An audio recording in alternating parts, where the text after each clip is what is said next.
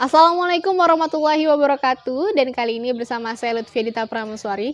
Kali ini ada yang beda dari bincang yang lainnya. Karena bincang santai kali ini kita nggak hanya membicarakan tentang Lamin 1001 Mandau, tapi kita akan mengenal lebih jauh mengenai sosok pemilik dari Lamin 1001 Mandau, yakni Panglima Mandau. Baik, di sini saya sudah bersama Panglima. Mungkin Panglima bisa ceritakan nih, sebelum adanya Lamin 1001 Mandau, Panglima adalah orang yang seperti apa? Boleh tahu ya Panglima ya? Boleh. Sebelum saya membuat lamin ini dulu, masa lalu saya kelam sekali. Kenapa? Itulah hidup.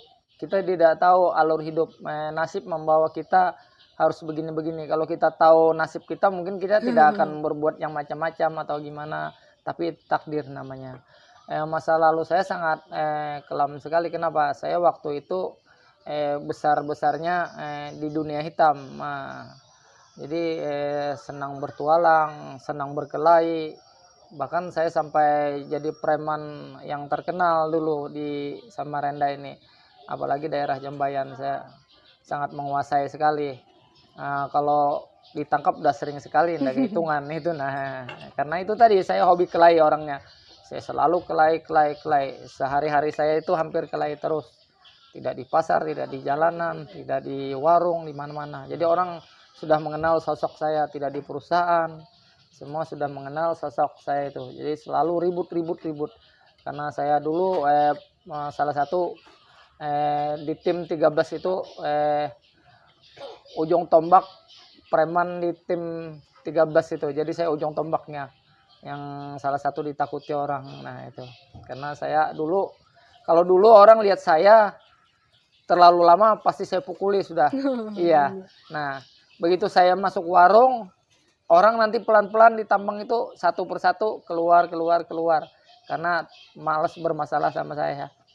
Tapi sekarang alhamdulillah dengan mungkin sudah usia, waktu yang membuat merubah hidup saya. Waktu itu saya baring terpikir, saya ini penjahat tidak lama, orang mengenal saya cuma paling 1 tahun. Begitu saya meninggal nanti orang akan lewat kuburan saya bilangnya itu penjahat itu yang merasakan kita terus. Kan saya terpikir itu. Kalau mau dikenal seumur hidup saya tidak masalah. Takutnya dikenal sebentar aja. Nah, jadi saya berpikir bagaimana karena saya ini tadinya di dunia hitam terlalu banyak masalah hidup. Bagaimana bisa berbuat baik untuk orang banyak, berguna dan bermanfaat bagi negara ini juga. Jangan meresahkan terus, tapi bagaimana bisa merubah hidup, berguna untuk orang-orang di sekeliling saya yang utama itu. Akhirnya saya terpikir bagaimana saya ini bisa berguna. Buatlah saya mandau waktu itu. Ini mandau yang pertama saya buat, yang di atas. Saya pikir itu sudah hebat sekali karena saya pikir udah lebih besar daripada punya orang-orang. Tapi hati saya tidak pernah puas. Bikin lagi yang kedua yang 1,5 meter. Masih tidak puas, bikin lagi yang ketiga. Bikin lagi yang keempat, bikin lagi yang kelima, keenam, ketujuh itu. Sampai akhirnya yang terbesar di yang dunia terbesar tadi itu. ya. Baru saya itu pun saya akhirnya ada kebanggaan sudah karena banyak orang sangat senang melihat. Artinya saya sudah berguna bagi orang banyak, bermanfaat bagi orang Indonesia. Paling tidak kan bisa memperkenalkan budaya, adat istiadat Dayak, Kutai, Banjar, intinya suku Kalimantan. Itu yang saya sendiri juga sangat terharu dengan bisanya saya berubah. Saya sangat bangga sekali ada perubahan itu. Dulunya Mandau tidak terlalu dikenal oleh masyarakat. Dikenal juga, tapi tidak terlalu seperti sekarang, terlalu sudah diagung-agungkan apa. Nah, itu salah satunya. Salah satunya ada kebanggaan saya di anak-anak muda. Anak-anak muda sekarang dia punya kebanggaan, bukan melihat Mandau ini dari sudut pandang seperti dulu.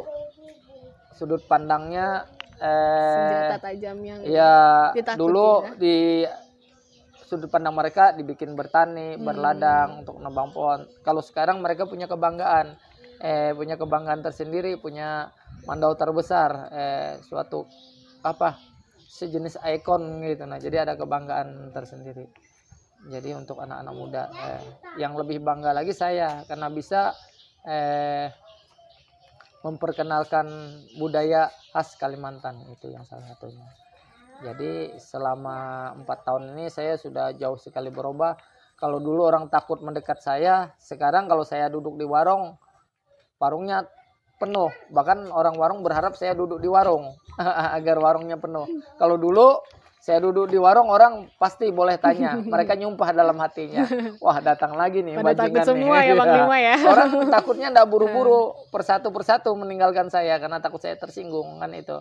Jadi pelan-pelan pamit juga, Bang saya duluan ya. Ya karena mereka takut. Kalau sekarang saya yang takut duduk di warung. Kenapa? Takut Pasti penuh. Alhamdulillah, Iya, artinya iya. Bang Lima bisa memberikan rezeki lain kepada orang lain Iya, ya Bang itu Lima ya. bersyukur sekali budaya. Ya itu tadi adalah Panglima, sosok dari Panglima, dan yang perlu kita ambil pelajaran dari Panglima adalah bahwa Indonesia banyak sekali kaya akan sumber daya alam serta pemandangan yang indah. Tetapi tidak hanya itu aja, tetapi kebudayaan perlu kita lestarikan bersama agar nanti anak-anak muda, anak-anak yang akan datang, penerus-penerus bangsa akan mengetahui dari kebudayaan Indonesia. Terima kasih Panglima, saya merasa terhormat sekali bisa bertemu dengan Panglima, bisa diceritakan langsung oleh Panglima bagaimana kehidupan Panglima pada saat muda, bahkan ketemu bidadari kesayangan Panglima ya Panglima ya. Dan terima kasih Panglima, saya merasa terhormat. Dan untuk teman-teman terima kasih karena Binsai kali ini cukup sampai sini, dan terima kasih. Wassalamualaikum warahmatullahi wabarakatuh.